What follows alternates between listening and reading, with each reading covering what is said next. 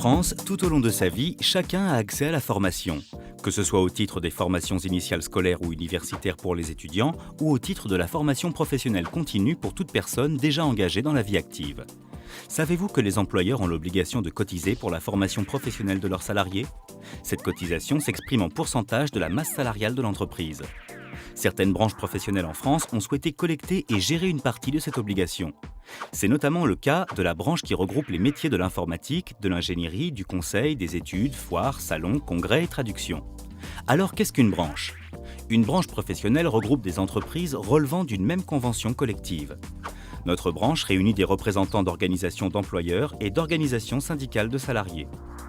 Et au fait, qui compose ces organisations d'employeurs et de salariés? Les organisations d'employeurs et de salariés sont composées de personnes comme vous et moi. Salariés ou cadres dirigeants, le représentant mandaté s'engage et agit pour l'intérêt des salariés et des entreprises. La politique de formation de la branche professionnelle est débattue. Elle fait l'objet de décisions au sein de deux principales instances. La Commission paritaire nationale pour l'emploi, CPNE, le Conseil d'administration du FAFIEC, l'organisme paritaire collecteur agréé. Quel est le rôle de ces deux instances ? Parmi ses missions, la CPNE a pour rôle d'étudier les besoins de la branche en matière de formation professionnelle et de définir les orientations et priorités à donner à la politique de formation. Concrètement, comment se prennent les décisions au sein d'une branche? Paritarisme.